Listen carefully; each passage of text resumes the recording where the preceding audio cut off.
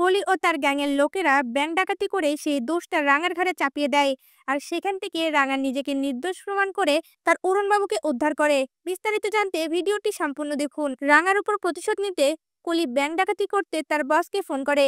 আর তার বস বলে ওঠে, আমি সকল ব্যবস্থা করে রেখেছি, তোমরা গিয়ে শুধু ব্যাংকটাকে লুটপাট করে আসো, বাকিটা আমি দেখছি।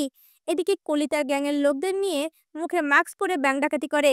ব্যাংক ডাকাতির নিউজটা ছড়িয়ে পড়লে সিসিটিভি ফুটেজে রাঙাকে দেখানো হয়। পুলিশ অফিসার সত্যজিৎ সেই নিউজটা দেখা মাত্রই রাঙাকে ফোন করে। রাঙা পুলিশ অফিসার সত্যজিতের অফিসে গিয়ে সেই নিউজটা দেখা মাত্রই বলে ওঠে, এটা তো মিথ্যে, আমাকে ফাঁসানো হচ্ছে। পুলিশ অফিসার সত্যজিৎ বলে ওঠে, হ্যাঁ আমি জানি, কিন্তু সন্দেহের তীরটা তোমার দিকে, যে কোনো সময় পুলিশ তোমাকে অ্যারেস্ট করতে পারে। রাঙা তখন পুলিশ অফিসার সত্যজিৎকে বলে ওঠে, পুলিশ স্যার তুই কিছু একটা কর, আমাকে 24 ঘন্টা সময় দে, এই সময়ের মধ্যে আমি নিজেকে নির্দোষ প্রমাণ করব। এরপর দেখা যায় পুলিশ অফিসার সত্যজিৎ রাঙাকে বলে ওঠে, হ্যাঁ আমি তোমার পাশে আছি। রাঙা ও পুলিশ অফিসার সত্যজিৎ সেই ব্যাংক ডাকাতির সূত্র ধরে কি করে রাঙার ছবিটা সেখানে পৌঁছালো সেগুলো তদন্ত করতে যায়।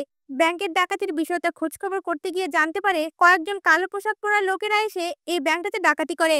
তাদের মধ্যে একজন মেয়ে ছিল যার চুলগুলো কোকড়ানো। এই কথা শুনে রাঙা ও পুলিশ অফিসার সত্যজিৎ বুঝতে পারে এটা ড্রাগ পাচারকারী গ্যাংয়ের লোকেরাই।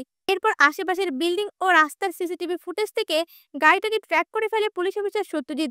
আর সেই লোকেশনে পৌঁছে গিয়ে কলি সহ তার পুরো গ্যাংকে ধরে ফেলে পুলিশ অফিসার সত্যজিৎ ও রাঙা।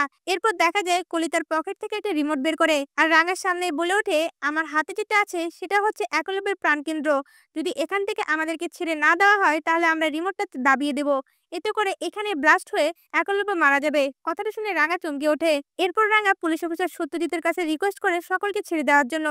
পুলিশ অফিসার সত্যজিৎ তাদেরকে ছেড়ে দিলে তখনই রাঙা তার তীর ধনুক বের করে তীর দিয়ে কোলের হাত থেকে সেই রিমোটটা ফেলে দেয়। সঙ্গে সঙ্গে পুলিশ অফিসার সত্যজিৎ আবারও গ্যাংটাকে ধরে ফেলে।